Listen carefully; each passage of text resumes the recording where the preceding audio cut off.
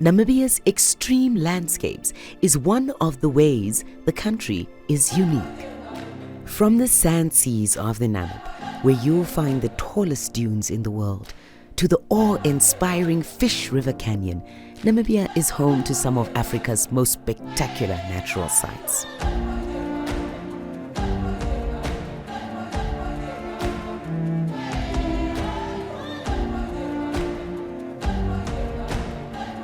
Underneath this startling beauty lie crippling issues.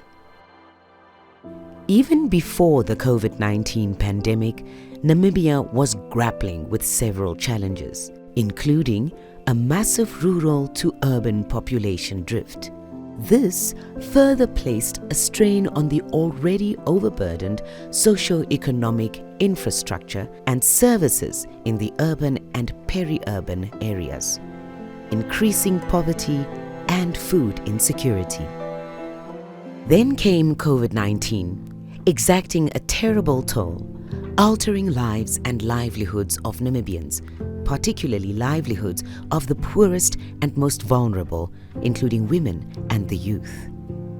Our overarching mandate is to eradicate poverty, reduce inequalities, and simultaneously build resilience in communities, in people, in the various institutions. So, Build Back Better came about when the country was really hit very hard by the pandemic. Lockdowns happened, people were left without any livelihoods, it became crisis. And that's where this idea of capacitating people in terms of being able to be self-reliant, self-sufficient, and earn a livelihood came in. The trilateral partnership formed between the government of Namibia, the government of Japan, and the United Nations Development Programme has brought about several success stories, like Namibia's Urban Agriculture Build Back Better program. This project was targeted at improving the livelihoods of informal vendors, small-scale producers, and farmers in urban and peri-urban areas. How do we empower these people through urban agriculture? Firstly, to meet their own food security and nutrition needs. Secondly, to earn a livelihood in that.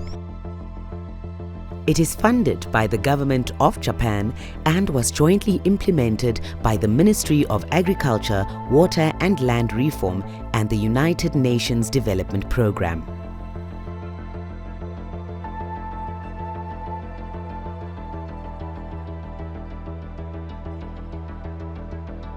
This success story was achieved in close collaboration with the respective regional councils in 4 regions: Erongo, Kavango East, Thomas, and Hardap.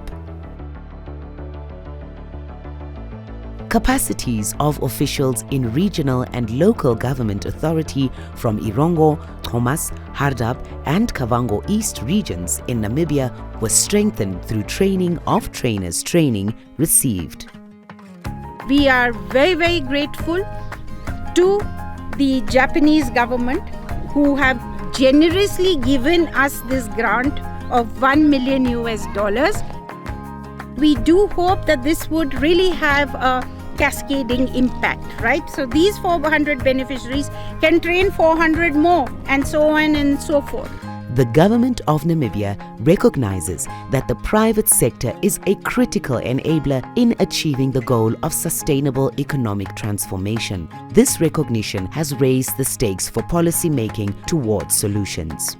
The most critical component in my view is about how we link them to financing. The Ministry of Agriculture, Water and Land Reform has been using a paper-based voucher system. There are disadvantages and advantages of that. It involves a lot of people. Turnaround time becomes an issue, and it takes data management, and it's just cumbersome. The Japanese private sector, the NEC Corporation, they came up with a scheme of digital finance, giving inputs for people through e-vouchers. So that has also been piloted here and has been successful. Not only is it a very transparent scheme, but it is also brings in that accountability.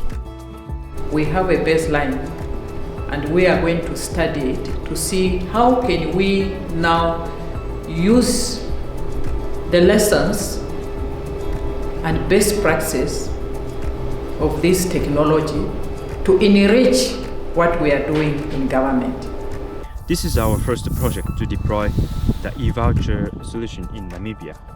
Currently, our project is covering 4 regions in Namibia. Our strong partners in Namibia support us to understand the needs and the lessons learned from ongoing project.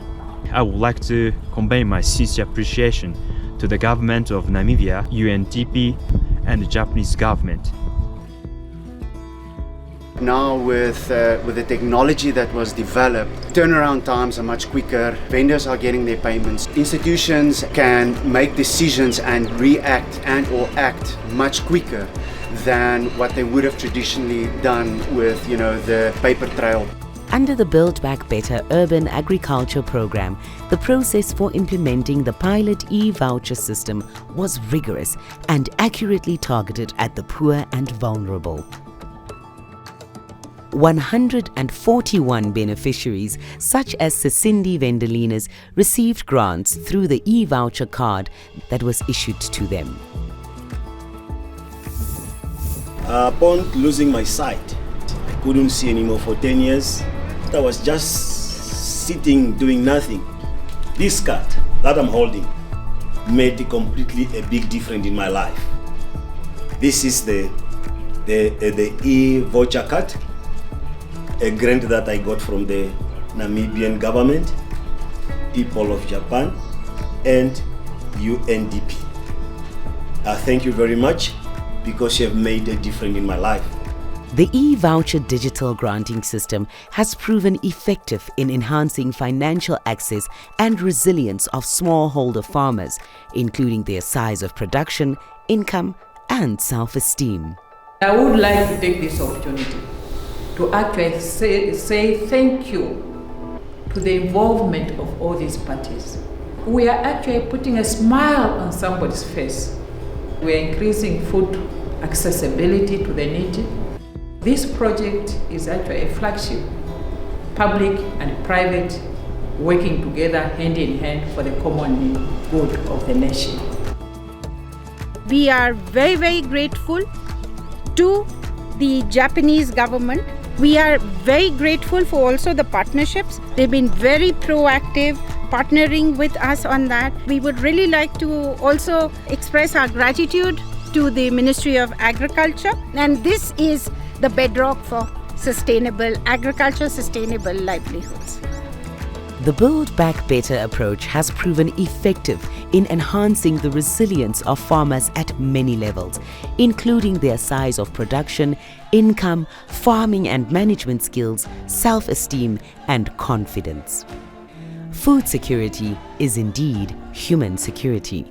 This is Namibia's Build Back Better Urban Agriculture success story.